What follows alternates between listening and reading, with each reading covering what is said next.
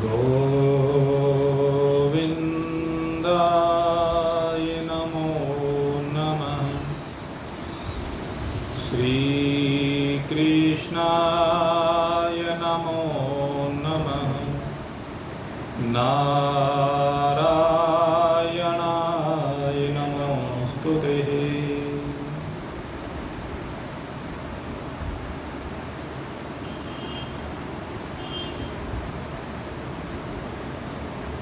भागवत कृपा से भागवत चरणारविंदों में अपने मन को स्थिर करके परमार्थ पर्थ की यात्रा करते जिज्ञासु हैं। आज भगवान श्री कृष्ण जो विषय हमारे सम्मुख रख रहे हैं वह बड़ा ही दिव्य है, अलौकिक है।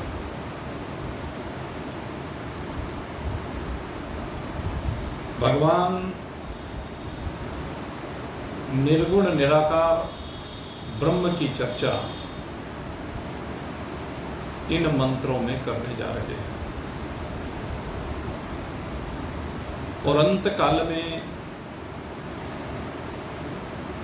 जो निर्गुण निराकार परमात्मा तत्व के ज्ञान से युक्त होता है उसकी गति के संदर्भ में भगवान चर्चा कर रहे हैं। आइए हम अब इस चर्चा को जो भगवान और अर्जुन के बीच में हुई है हृदयंगम करें। ये चर्चा कौन कौन करते हैं, पहले इस बात का निरूपण भगवान ने किया है। कौन कौन है जो भगवान को प्राप्त कर सकते हैं, इसका वर्णन किया। यदक्षरं वेदविदो वदन्ति विशन्ति यद्दतयो वीतरागः यच्चिन्तो यदिच्छन्तो ब्रह्मचर्यं चरन्ति तत्ते पदं संग्रहेण परवक्षये। भगवान सबसे पहले कहते हैं यद अक्षरम वेद विदो वदन्ति। सबसे पहले उनकी चर्चा की है जो वेद के विद्वान हैं, जिन्होंने वेदों का अध्ययन किया है और अध्ययन करने के उपरांत जिस तत्व को उन्होंने जाना है भगवान सबसे पहले उसकी चर्चा करते हैं। कहते हैं वेदों के द्वारा जो प्रमाणित होता है वह कौन है? अक्षरम। यदक्षरम वेद विदो वदन्ति। वेद को जानने वाले जो कहते हैं कि वह कैसा है? अक्षर है, अविनाशी है, वह तत्व जो नित्य तत्व है, जिसका विनाश करने में कभी भी कोई भी समर्थ नहीं है। उस तत्व की विशेषता क्या है कि वो सदा एक रस रहता है, उसमें कोई उतार चढ़ाव नहीं है। सांसारिक दिनचर्या में रोज उतार चढ़ाव होते हैं, मन में हर क्षण उतार चढ़ाव होता है, लेकिन कहते हैं इन उतार चढ़ावों का सबका साक्षी दृष्टा होते हुए भी, इन सब का देखने वाला होने पर भी, इन सब में रहने वाला होने पर भी किसी भी उतार चढ़ाव से जो प्रभावित नहीं होता है वह आपका आत्मा है। वह आत्म तत्व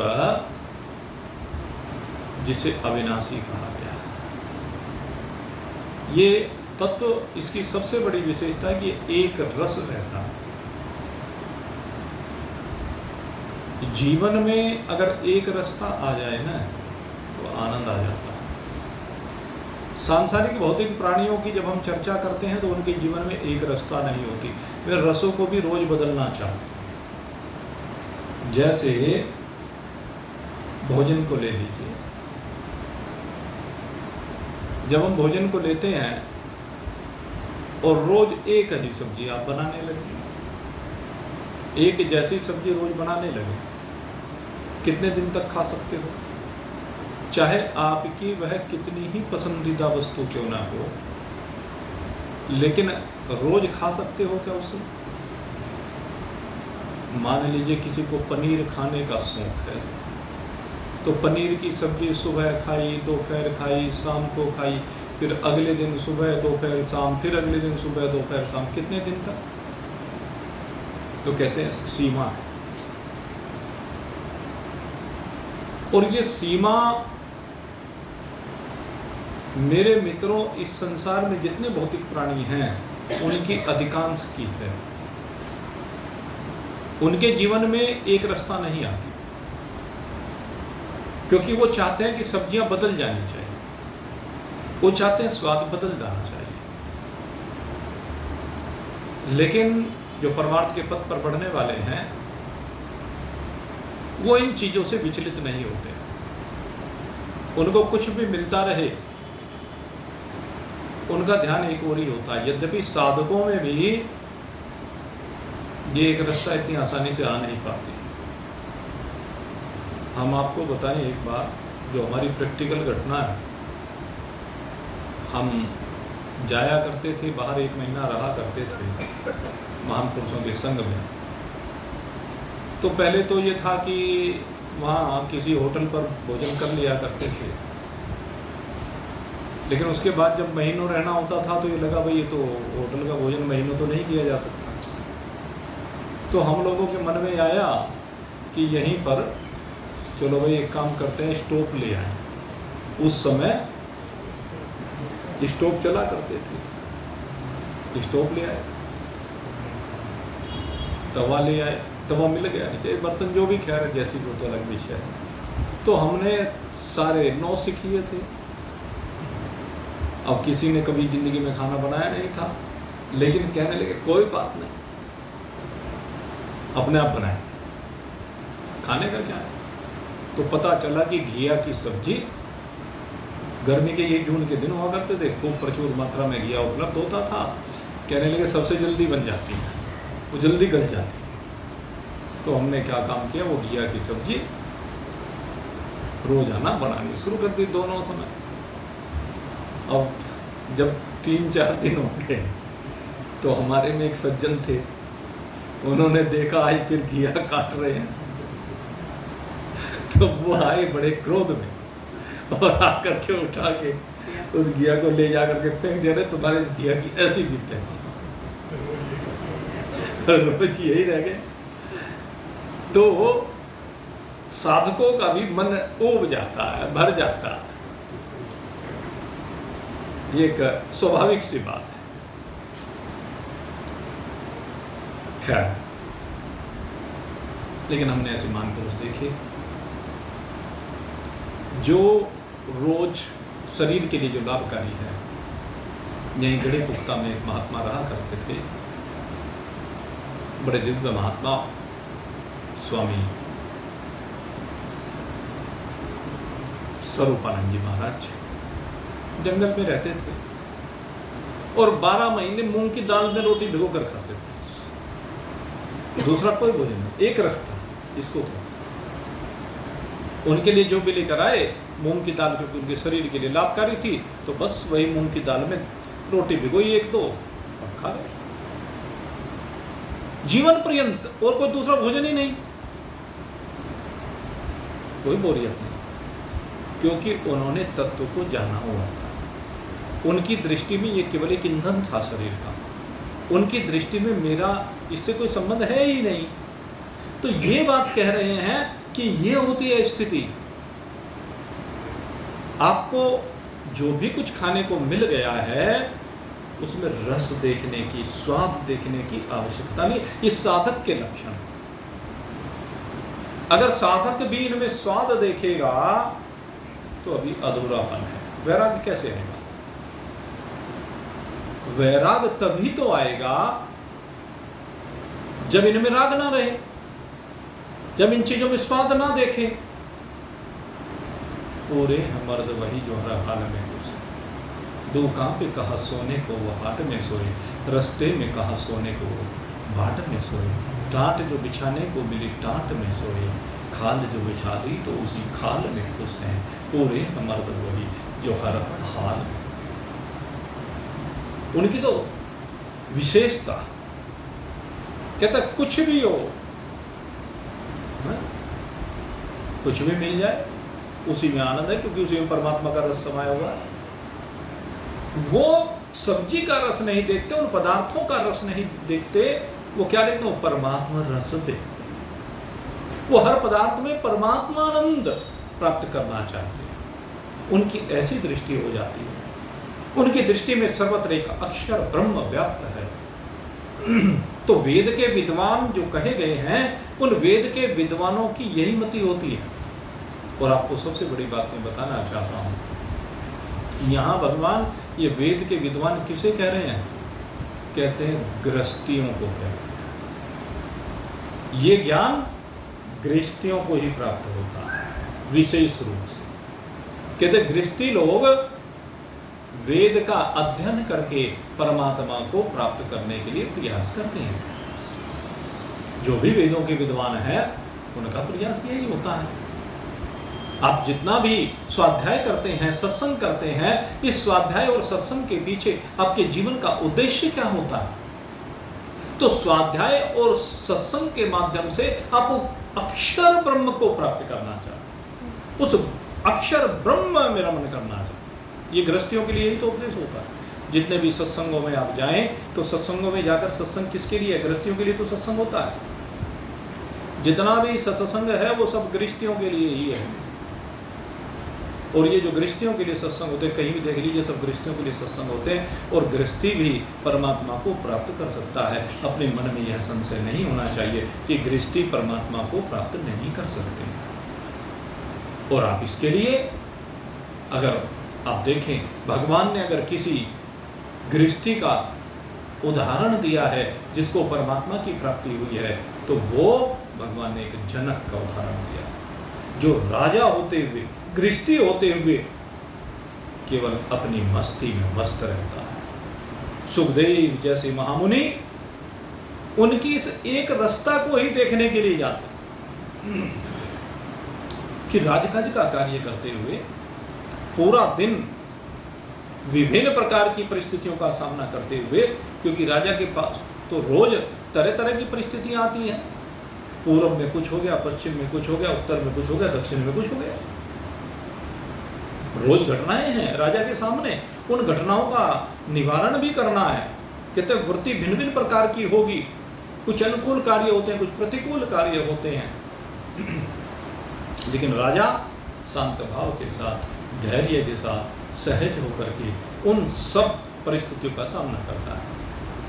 तो सुखदेव जी कहते हैं कि इन सब विपरीत परिस्थितियों में रहते हुए, अनुकूल परिस्थितियों में रहते हुए, विभिन्न प्रकार की परिस्थितियों में रहते हुए भी जनक कैसे आत्मज्ञानी हो सकते हैं?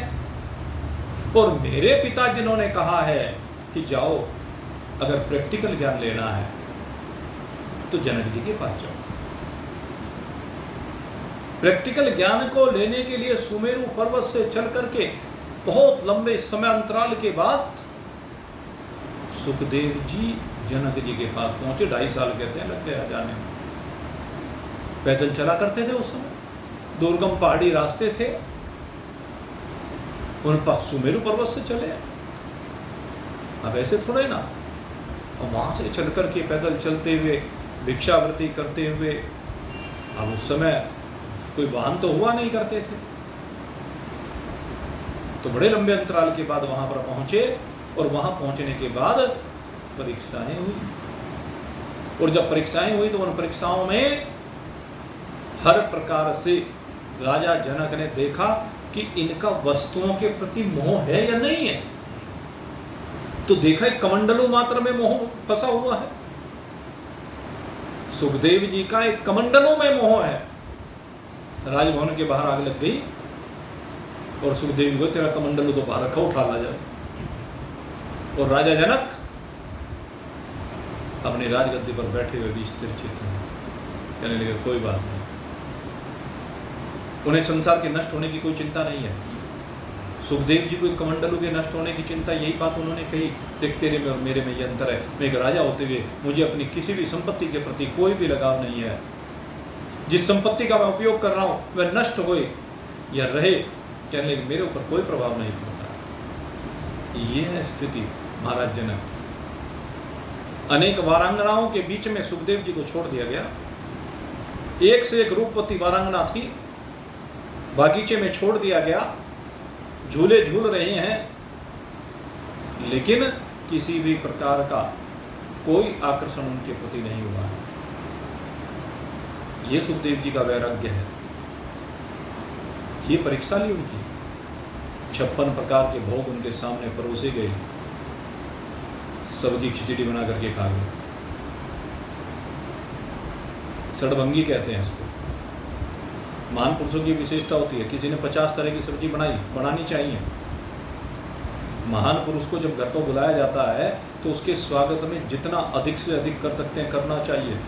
अजी नहीं तो सड़भंगी है तो सब मिला के खा जाएंगे, कोई बात नहीं, तेरी तरफ से कुछ भी बना के खाएं, लेकिन तेरी श्रद्धा तो यही होनी चाहिए ना। तेरे घर की तैयारी इसी प्रकार से होनी चाहिए, उनका पूरा स्वागत सत्कार होना चाहिए, पूरे स्वागत सत्कार के साथ पूरा उनके लिए समर्पण होना चाहिए। अनेक प्रकार के व्यंजन 56 भोग उनके लिए बनाना चाहिए। भगवान खाते हैं क्या? आप गोवर्धन के दिन 56 प्रकार का भोग लगाते हैं। इस बार हमने भी गोवर्धन के दिन प्रयास किया था, 56 से भी ज्यादा भोग हो गए। वो लगाया ना भोग, भगवान ने खाया क्या? किसने खाया? भगवान ने उस भोग को लगाकर आप सबको दे दिया। यही होता है। अरे हमारा भाव देखा जाता है, हमारा भाव क्या है? तो जनक ने भी सुखदेव जी के लिए बहुत अनेक प्रकार के व्यंजन बनाए और देखा कि इन भोगों के प्रति, इन भोजन के प्रति इसका क्या आकर्षण है, ये इसमें स्वाद देखता है क्या? राजा जनक ने वो परीक्षा ली है। उस परीक्षा में भी सफल हुए, सड़भंगी सबको मिला के ईंधन बना के खा गए। ये सुखदेव जी की विशेषता। सुखदेव जी के अंदर वैराग्य तो है, लेकिन वैराग्य होने के बावजूद संशय है।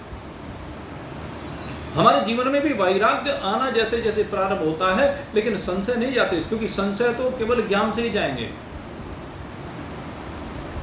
इसीलिए कहा नहीं ज्ञानेन सदृशम पवित्रम ही विद्यते, ज्ञान के समान पवित्र करने वाला दूसरा कुछ होता ही नहीं है। और ये ज्ञान विशेष रूप से गृहस्थियों को प्रदान करते हैं महान पुरुष। यदक्षरम वेद विदो वदन्ति, वेद के विद्वान जिसे अविनाशी तत्व कहते हैं। महान पुरुष गृहस्थियों को बार बार समझाते हैं कि तेरी वास्तविकता वो अक्षर तत्व है, वो अविनाशी तत्व है, वो नित्य तत्व है, वो एक रस तत्व है। जब एक रस को हम कहते हैं ना, इसके ऊपर विशेष रूप से प्रत्येक व्यक्ति को चिंतन करना चाहिए। क्या मेरे जीवन में एक रसता है? अनुकूल और प्रतिकूल परिस्थितियों में मेरे जीवन में एक रास्ता है कि नहीं है? कितना उतार चढ़ाव मेरे जीवन में हो रहा है और उससे मैं कितना प्रभावित हो रहा हूं? जब तक प्रभावित हो रहे हैं तब तक अधूरापन है, संशय है। और जिस समय कोई प्रभाव नहीं, तो उस समय क्या है? कहते संशयों की निवृत्ति हो जाती है, जीवन में एक रास्ता आ जाती है। और जीवन में जब एक रास्ता आती है तो आनंद आ जाता है। अजी जब जीवन में एक रास्ता आ गई तो निरस्ता हो गई, जीवन निरस हो गया, सौंदर्य समाप्त हो गया, आकर्षण संसार का समाप्त हो गया। अरे जिसे तुम निरस्ता कह रहे हो उससे बढ़कर के सरसता कुछ हो ही नहीं सकती। यही है महान पुरुषों के अंदर भाव। इसलिए महान पुरुषों का जीवन सरस है। तुम निरस को सरस बनाने का प्रयास कर रहे हो और सरस से इसीलिए अछूते हो। जो निरस है वो सरस हो ही नहीं सकता, और जो सरस है वो कभी निरस नहीं हो सकता। सरस केवल एक आपका आत्मा है, परमात्मा है, उसके अलावा कोई सरस नहीं। उसी को प्राप्त करने का हम प्रयास कर रहे हैं। यदक्षरम वेद विदो वदन्ति ही, वेद के विद्वान इसी के लिए बारंबार प्रयास करते हैं। अपने आप में उन्होंने वेद के भाव को जाना है। क्या भाव जाना है? इस ज्ञान के द्वारा कहा जाता है, नेति नेति सब शास्त्र बताते, देते अद्भुत ज्ञान। क्या कहते हैं वेद? कहते नेति नेति, कहते इस परमात्मा तत्व को जिसने पा लिया, उसके बाद पाने के लिए कुछ विशेष नहीं रहा। संसार में आपने एक वस्तु को प्राप्त कर लिया, उसके बाद भी बहुत कुछ प्राप्त करने के लिए रह जाता है। रहता है कि नहीं रहता? सोचिए, आपने आज जितना धन प्राप्त किया, कल उससे ज्यादा प्राप्त करने की अभिलाषा रहती है। आपने एक पुत्र प्राप्त किया, अभिलाषा ज्यादा की रहती है। वो अलग बात है, अभिलाषा तो है, लेकिन आगे किसी के यहाँ हो या ना हो वो अलग विषय है, लेकिन अभिलाषा सबकी रहती है। एक सिद्धांत की बात, एक मकान किसी का बन गया तो दूसरा उससे बड़ा पाने की चाहत बनी ही रहती है। संसार के बारे में सब जानते, सबकी लालसाएं बनी रहती, सबकी चाहतें बनी रहती, लेकिन जो आत्मज्ञानी होता है, जिसने इस ज्ञान को समझ लिया है, कहते हैं वो महान पुरुषों के मुखारविंद से प्रवाहित होने वाले इस अमृत रस में डूबते हैं। जैसे गोपियां भगवान श्री कृष्ण की वंशी सुनकर के इस संसार की सीमा से बाहर निकल गई, इस संसार की सब सीमाएं उन्होंने त्याग ली। ऐसे ही ये जो वेद के विद्वान जब ज्ञान प्रदान करते हैं, तो जो जिज्ञासु होता है वो इस ज्ञान को प्राप्त कर लेता है, और जो इसको समझ जाता है उसका जीवन रसमय हो जाता है। इस ज्ञान की विशेषता यही है, समझने वाला कोई कोई होता है। ज्ञान झड़ी लागी रे, कोई समझे संत सुजान। ज्ञान झड़ी लागी रे, कोई समझे संत सुजान। भरे यौवन वैराग्य हुआ है, भरे यौवन वैराग्य हुआ है। सुन सुन वंशिता, ज्ञान झड़ी लागी रे, कोई समझे संत सुजान। कहते हैं इस ज्ञान को सुनने से क्या होता है, इसको समझने से क्या होता है? कहते हैं भर यौवन में वैराग्य हो जाता है, संसार का आकर्षण समाप्त हो जाता है। इस वंशी की तान जब भगवान छेड़ते हैं, महान पुरुष छेड़ते हैं, कहते हैं इस आनंद के रस में डूब डूब करके सब संसार का आकर्षण समाप्त हो जाता है।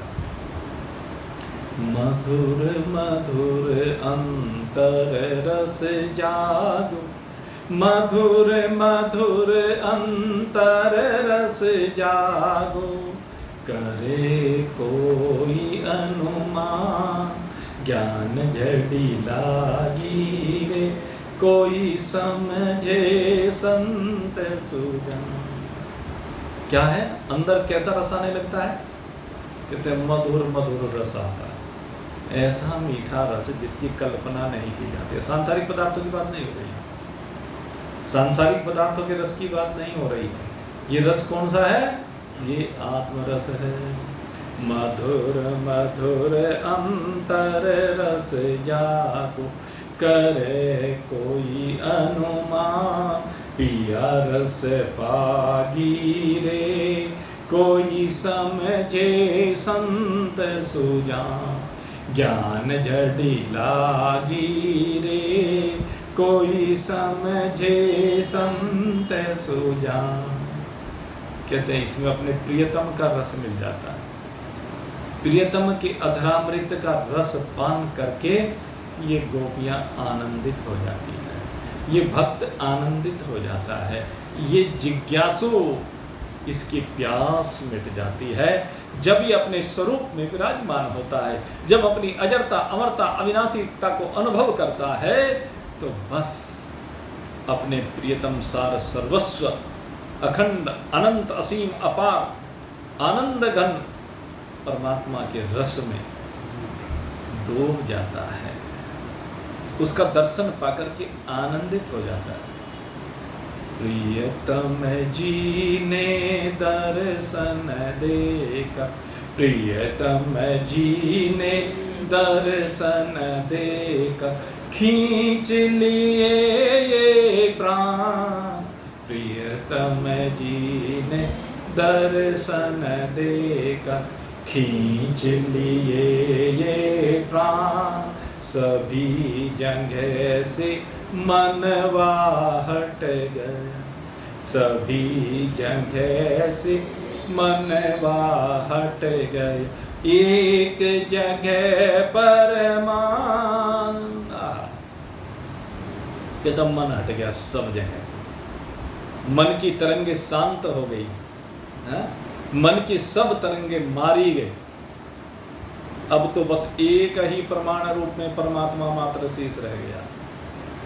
उस परमात्मा के दर्श करके जो आनंद आता है, उस परमात्मा के प्रति इसका जो अनुराग है, उसमें जो दर्शन परमात्मा का होता है, परमात्मा का दर्शन अपने आप को अपने आप में अपने आप का ही दर्शन, यही परमात्मा का दर्शन कहलाता है। आत्मरस आता है।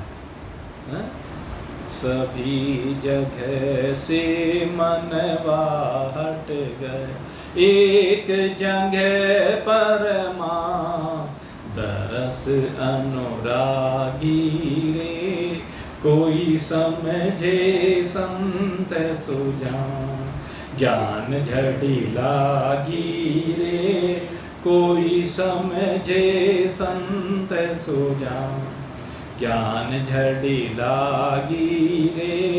कोई समझे संत सुजान, सांवरिया लो लागी मन में, छोड़ा सभी जहां। जैसे ही सांवरिया से लो लगी है, जैसे ही परमात्मा से लो लगी है, जैसे ही अपनी आत्मा से लो लगी है, कहते हैं बस सारा जहान पीछे छूट जाता है।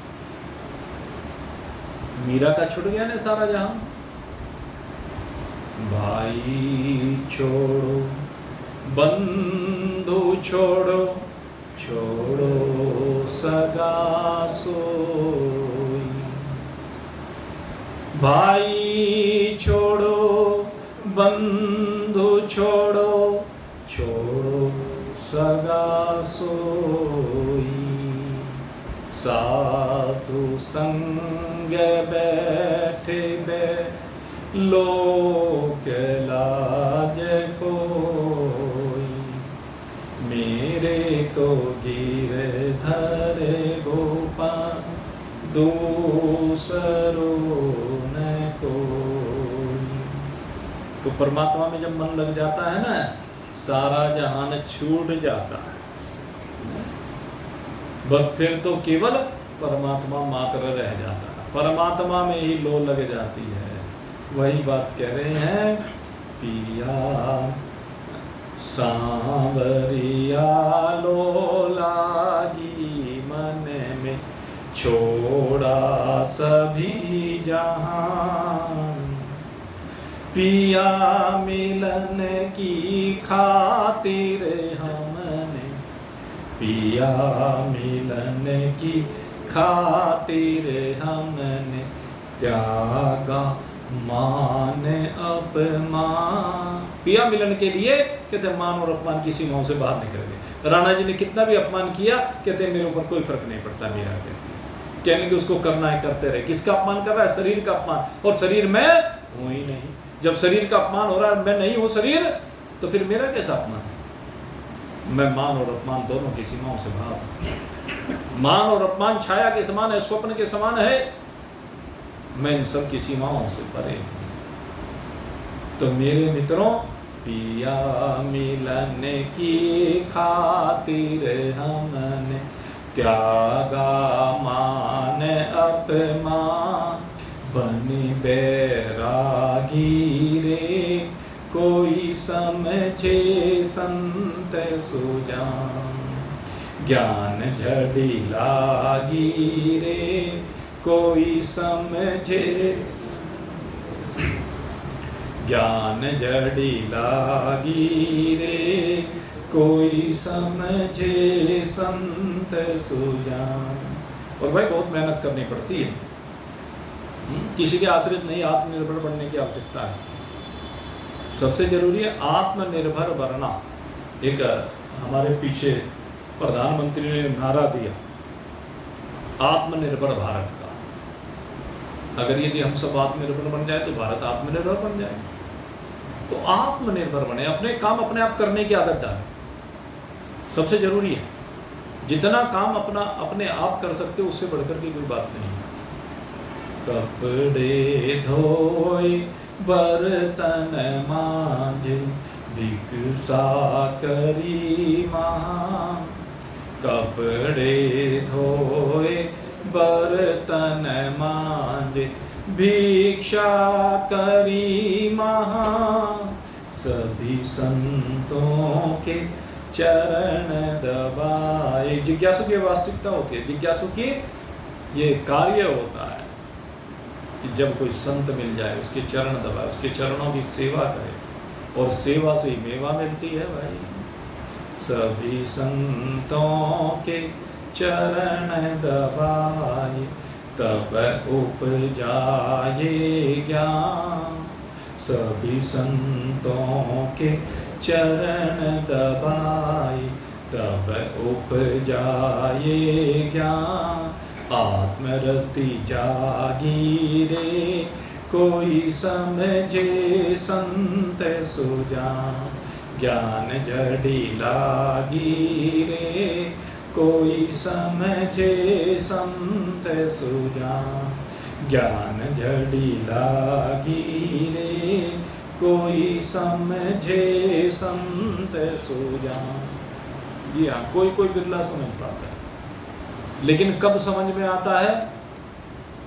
जब मेरे मित्रों कोई ब्रह्मविद ब्रह्मनिष्ठ महान पुरुष आगे बढ़ता है, और ब्रह्मनिष्ठ महान पुरुष आगे बढ़कर के कहते हैं वो इन गृहस्थियों को समझाता है, इन जिज्ञासुओं को समझाता है और समझाकर बताता है तू आत्मा है, तेरी वास्तविकता संसार नहीं है, तेरी वास्तविकता शरीर नहीं है, तू ज्ञानेंद्रिय कर्मेंद्रिय प्राण अंतःकरण नहीं है, तू ये स्थूल शरीर सूक्ष्म शरीर कारण शरीर नहीं है, तू अन्नमय कोश मनोमय कोश प्राणमय कोश विज्ञानमय कोश और आनंदमय कोश नहीं है, तो इन सब की सीमाओं से विलग शुद्ध सच्चिदानंद घन ब्रह्म है। यही तेरी वास्तविकता है। जब ये वास्तविकता सामने आती है ना, तब पता चलता है भाई, और जब पता चल जाता है तो पार उतर जाता है। पता चलने के बाद पार उतर जाता है। महान पुरुष सबको निमंत्रण देते हैं, सबको बुलाते हैं। सत्संग में सबको निमंत्रण दिया जाता है, लेकिन कोई आगे बढ़े ही नहीं। महान पुरुष तो शहरों में कभी कभी आते हैं, और जब आते हैं वो, अब सत्संग का प्रचार होता है सब जगह, और प्रचार होने पर भी सुनने के बाद अभी कोई ना आए और फिर कमियां निकालता रहे। मेरे मित्रों, जब शहर में कोई महान पुरुष आकर के सत्संग करे, हमें जरूर जाना चाहिए। उनका उत्साह और धन भी होता है, और सबसे बड़ी बात है प्रेरणा मिलती है, जीवन को जीने की कला मिलती है। समय निकालना होता है, मैनेज करना होता है अपने आप को। काम तो सबको है, कौन ऐसा है जिसको काम नहीं है? कौन ऐसा है जो खाली है? कोई खाली नहीं है, खाली तो कोई भी नहीं, क्योंकि खाली दिमाग तो शैतान का घर कहा जाता है, जिसका दिमाग खाली होता है। लेकिन सब शैतानी बने हुए हैं। इस खाली दिमाग में से शैतानी को निकालना है, और महान पुरुषों के उपदेश को इसके अंदर भरना है। यदक्षरम वेद विदो वदन्ति। महान पुरुष जिस अक्षर तत्व का ज्ञान देते हैं उसको भरना है, तब ये शैतान मर जाएगा। और शैतान के मरने के बाद क्या होगा? कहते देवत्व जागृत होकर के, जिज्ञासा जागृत होकर के, वैराग्य जीवन में समाहित होकर के फिर अपने आप में अपने आप की प्राप्ति हो जाती है। तो ये तो बात हुई गृहस्थियों की। अब भगवान दूसरी बात करते हैं, विशन्ति यद्दतयो वीतरागा। अब ये बहुत बढ़िया बात कही है। कहते हैं वीतराग, वीतराग मतलब बीत गया है जिसका राग, समाप्त हो गया है जिसका राग। जैसे हमारे क्षेत्र में एक ऋषि हुए, योग ऋषि, जिनके बारे में बार बार कहा जाता था कि वो वीतराग। आज भी जब उनको कोई नाम लेता है, उनका कहीं भी किसी कार्यक्रम में उनकी चर्चा होती है, तो क्या कहते हैं? वीतराग स्वामी कल्याण देव जी महाराज, यही कहा जाता है। अर्थात जिनके अंदर कोई राग नहीं रह गया, जिनका संसार में कोई चिपकाव नहीं रह गया, जो संसार की सीमा से बाहर निकल गए, जो केवल अब एकमात्र इच्छा जिनके अंदर है। कहते हैं उनके अंदर क्या इच्छा है? विशन्ति, मैं वास करूं। किसके अंदर? कहते हैं अपने परमात्मा तत्व के अंदर। मुझे परमात्मा को पाना है, इसलिए वैराग्य से संयुक्त जीवन को लिया है। विशन्ति यद्दतय वीतरागो, जिनका राग समाप्त हो गया, भाव तो ये है। लेकिन मैं दूसरी बात कहता हूं विशन्ति के लिए कि जो जिनकी इच्छा है, क्या है? कहते हैं वो राग का त्याग करने के बाद किसमें वास करना चाहते हैं? परमात्मा। संसार से राग समाप्त हुआ और परमात्मा में अनुराग हुआ। जिनका परमात्मा से अनुराग हो जाता है, ये वैरागी लोग इसीलिए तो वैराग धारण करते हैं। क्यों करें वैराग? खाने की चीज़ों को छोड़ देते हैं, पहनने की चीज़ों को छोड़ देते हैं। छोड़ने से मतलब उनका आकर्षण छोड़ देते हैं। जब भी जो भी कुछ मिल जाए तो उसी से संतुष्ट रहते हैं। महापुरुष कभी कपड़ों की परवाह नहीं करते कि तूने कैसे कपड़े पहने। ये प्रोफेशनल लोगों की बातों को आप छोड़ दीजिए। जो प्रोफेशनल है तो सज धज करके ब्यूटी पार्लर में जा करके खूब भड़कीले वस्त्र पहन करके संसार पर अपना प्रभाव वस्त्रों के द्वारा जमाने के लिए सामने आते हैं। उनकी बात छोड़ दीजिए, वो वीतराग नहीं, वो तो प्रोफेशनल लोग हैं। अच्छा कार्य कर रहे हैं, ये मैं नहीं कहता, सब अच्छा कार्य करते हैं, उनकी भी जरूरत समाज में बहुत है। सामान्य कर्म कांडों में लगाने वाले वही हुआ करते हैं। लेकिन यहाँ जिन वीतराग की भगवान बात कर रहे हैं, कहते हैं उनका वस्त्रों के प्रति कोई आकर्षण। साधक वही श्रेष्ठ है जिसका वस्त्रों से आकर्षण समाप्त हो, जिसका भोजन में से आकर्षण समाप्त हो गया, जिसका सारे संसार में से आकर्षण समाप्त हो गया, मान सम्मान पद प्रतिष्ठा का कोई आकर्षण उसके मन में नहीं रह गया, उसको वीतराग कहा जाता है। जब संसार की किसी भी प्रकार की कोई भी चाहत नहीं रह गई है, वो वीतराग है मेरे मित्रों। और वही वीतराग भगवान में प्रवेश करता है। उसका उद्देश्य क्योंकि एक ही होता है, जैसे सुखदेव जी का उद्देश्य एक ही हुआ। देखा कि कमंडलों में राग के कारण अधूरापन रह गया तो कमंडलों को भी छोड़ दिया। जब देखा कि ये कमंडलों भी बाधा बन रहा है, एक लंगोटी बांधा करते तो लंगोटी भी बाधा बन रही है, सब छोड़ दिया। कोई आकर्षण नहीं। दिगंबर अपनी मस्ती में मस्त यूं ही घूमते हैं, विचरते हैं, चराचर जगत में एक परमात्मा को देखते हैं। इसे कहते हैं वीतराग। श्री सुखदेव जी वीतराग हो गए और वीतराग होते ही अपने स्वरूप का आनंद प्राप्त हो गया है। तो ये बात किसकी की? अब भगवान ने सन्यासियों की और वानप्रस्थियों की बात की। वानप्रस्थ और सन्यास, ये दो जो हमारे आश्रम हैं, इन दोनों आश्रमों की अगर ये हम चर्चा करें तो वानप्रस्थ में क्या है? वैराग्य की तो बात होती है, और सन्यास में तो वैराग्य पूरा समाहित हो जाता है। जब हम वानप्रस्थ की बात करते हैं तो उसमें धीरे धीरे वैराग उत्पन्न किया जाता है, धीरे धीरे संसार के आकर्षण को समाप्त किया जाता है। ये हमारे यहाँ परंपरा बनाई है। पहले क्या होता था कि पहले 25 साल ब्रह्मचर्य के, अगले 25 साल गृहस्थ के, अगले 25 साल कहते थे वानप्रस्थ के, और आखिरी के 25 साल संन्यास के। सबकी एक ही प्रक्रिया हुआ करती थी जो महापुरुष हुआ करते थे। 25 वर्ष तक ब्रह्मचारी रहेंगे, अगले 25 वर्ष गृहस्थी रहेंगे, उसके बाद कहते हैं वो वानप्रस्थी हो जाते हैं, अपनी जिम्मेदारियों से एक एक करके निवृत्त होते चले जाते हैं, परमात्मा में मन लगाते चले जाते हैं, वहां पर उनकी साधनाएं प्रारंभ हो जाती हैं और फिर सन्यासी हो जाते हैं। अंतिम कड़ी क्या है? सन्यास लेना। लेकिन आज वर्तमान में ये परिस्थितियां संभव नहीं रही हैं। हर गृहस्थी सन्यास नहीं ले सकता।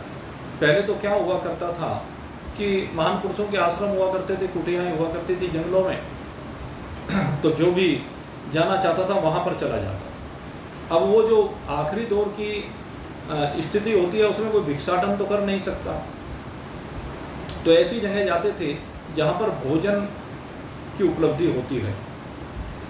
भोजन के लिए उस उम्र में कोई दर दर भागने की सामर्थ्य नहीं रहती, शरीर ऐसा नहीं रह जाता कि उस उम्र में, तो इसलिए अब इसमें अब वो चीज़ रही नहीं, जंगल रहे नहीं, कुटियाएं रही नहीं, तो कहते हैं उसका तरीका दूसरा बन गया है सन्यास का। कहते गृहस्थ में रहते रहते सन्यास ले लीजिए, घर में रहते हुए भी सन्यास लिया जा सकता है। सन्यास का मतलब सम्यक प्रकारेण न्यास इति सन्यास, जब आपका किसी भी प्रकार का कोई अटैचमेंट कहीं भी ना रहे, जो काम वहां करना है वो यहाँ कर लीजिए, यही सन्यास है। वानप्रस्थ भी यही है। वानप्रस्थ में कहा गया कि तीर्थों पर आवागमन करते रहना चाहिए। ये 50 साल की उम्र के बाद सारे अपने व्यापार से चिपके ना रहे, समय समय पर तीर्थों का सेवन करें, तीर्थों पर जाकर के महान पुरुषों के संग करें, सत्संग करें। आप तीर्थ पर नहीं जा सकते तो अपने शहर में जरूर सत्संग करें। कोई सत्संग जो ब्रह्मनिष्ठ ब्रह्मविद महान पुरुषों के सत्संग है तो उनको कभी छोड़ना नहीं चाहिए अगर संयोग मिल रहा है, ये कहा गया। तो क्या है कि अपने आप को देशकाल परिस्थिति के अनुसार अपने को परिवर्तित करना। मुख्य विषय क्या है? अटैचमेंट समाप्त करना है, परिवार के सदस्यों से अटैचमेंट समाप्त करना है, रिश्तेदारों से अटैचमेंट समाप्त करना है, सबसे जिससे भी हमारा अटैचमेंट है उस अटैचमेंट को समाप्त करना, उस आकर्षण को समाप्त करना है। और जब तक स्वार्थ की वृत्ति रहेगी तब तक अटैचमेंट रहेगा, और जब परमार्थ की वृत्ति हो जाएगी कोई अटैचमेंट नहीं रहेगा, सब अटैचमेंट छोड़ दिए। तो चौथे आश्रम की बात कर रहे हैं जो सबसे पहला आश्रम है, सबसे महत्वपूर्ण आश्रम है। कहा यद इच्छन्तो ब्रह्मचर्यं चरन्ति, कहते ब्रह्मचारी लोग जिसके लिए ब्रह्मचर्य का पालन करते हैं, कहते हैं जिसकी इच्छा लेकर के ब्रह्मचर्य व्रत को धारण किया जाता है वो भी वही ब्रह्म है। और यहाँ ब्रह्मचर्य से तात्पर्य दो प्रकार के ब्रह्मचर्यों की चर्चा होती है। एक तो ब्रह्मचर्य लौकिक ब्रह्मचर्य की बात की गई है, और दूसरी बात है ब्रह्मचर्यम शब्द का जो अर्थ है कि गुरु के आश्रम में जाकर के ब्रह्म तत्व का ज्ञान प्राप्त करना, उस ज्ञान को प्राप्त करने के बाद उस ब्रह्म में चरण करने का प्रयास करते करते उस ब्रह्म में चरण करना, उस ब्रह्म में विराजमान होकर के रहना, उस ब्रह्म के साथ एक रूप होकर के रहना। और मुख्य बात क्या है कि ब्रह्मचर्य वो अवस्था है जिससे सीधे संन्यास में भी प्रवेश किया जा सकता है। संन्यास में प्रवेश करने के लिए ब्रह्मचर्य से भी प्रवेश किया जा सकता है, गृहस्थ से प्रवेश किया जा सकता है, वानप्रस्थ से भी प्रवेश किया जा सकता है। संन्यास के लिए कोई नियम नहीं, किसी भी आयु में संन्यास लिया जा सकता है, लेकिन बात क्या है कि वो निभा सके। हमने क्या देखा एक बार, मेरे ख्याल से 96-97 के लगभग की बात है, हम ऋषिकेश रहा करते थे वहाँ आश्रम में, तो हमने देखा एक व्यक्ति ने वस्त्र पहन लिए, किसी से ले लिए होंगे और लेकर के वो महात्मा बन गया। लेकिन रहे वो वहीं रहा था आश्रम में, उसी में एक कमरे में हम रहते थे, हमारे सामने वो रहा करता था। तो हमने देखा 5-7-10 दिन वो सत्संग में वो भगवा कपड़े पहन करके वो आया उसने, चलो भाई महात्मा बन गया, बहुत अच्छा, हमारा परिचय भी था उससे। तो खैर कोई बात नहीं। एक दिन हमने क्या देखा, वे जो कपड़े थे बाहर एक खूंटी थी, उस खूंटी पे बाहर पड़े हुए देखे, और वो हमें कहीं दिखाई नहीं दिया, कमरा खुला हुआ। एक दिन देखा हमने, 2 दिन देखा, 4 दिन, कई दिन देखा यार ये कपड़े यहाँ क्यों टंगे हुए हैं। तो फिर हमने उसके कमरे के अंदर जाकर देखा तो वहाँ तो कोई है ही नहीं, ना कोई सामान है ना वो है। फिर हमने पूछताछ की, कहने लगे जी वो तो जिससे लेके आया था यहाँ टांग के रखना, चला गया, फिर से अपने घर पहुँच गया। तो महात्मा बनना, संन्यास लेना इतना आसान नहीं होता है मेरे मित्रों। अगर संन्यास लेना है तो वो क्या है, मन से संन्यास लेना है। भगवान इसी बात को बता रहे हैं, तत्र ही पदम संग्रहेण परवक्षयि। भगवान कहते हैं कि तेरे प्रति वो पद, कौन सा पद, अक्षर ब्रह्म पद, वो अविनाशी ब्रह्म पद, क्या तो वो मैं तेरे प्रति अब कहने जा रहा हूं। अब भगवान उस अक्षर तत्व को के बारे में कहने जा रहे हैं, और क्या कहने जा रहे हैं इसकी चर्चा हम आपके सम्मुख कल करेंगे। कल फिर आपकी सेवा में उपस्थित होंगे। और परसों से आपको मालूम है भाई, परसों से श्रीमद् भागवत कथा सप्ताह है। ये बोबी भाई के यहाँ बलभद्र मंदिर में के पीछे, बलभद्र मंदिर के पीछे वाली गली है, वहाँ पर होगा। समय ठीक 7 बजे से और 9 बजे तक 2 घंटे प्रतिदिन वहाँ पर श्रीमद् भागवत कथा का अमृत पान करने के लिए आप सादर निमंत्रित हैं, सहपरिवार निमंत्रित, अड़ोसी पड़ोसी जिसे भी लाना चाहें सब सादर निमंत्रित। और भोजन वगैरह बनवाने की चिंता करने की आवश्यकता नहीं है, क्योंकि वो भोजन का प्रबंध ये लोग करते ही रहते हैं। वीरेंद्र जी कराते हैं तो ये भी करते हैं, वो कराते हैं तो वो भी करते हैं। तो सब व्यवस्था वहाँ पर आपके लिए रहेगी। आप सबके लिए बहुत बहुत शुभकामना करते हुए हम यहीं पर आज सत्संग को विश्राम दे रहा हूँ। बोलिए सच्चिदानंद भगवान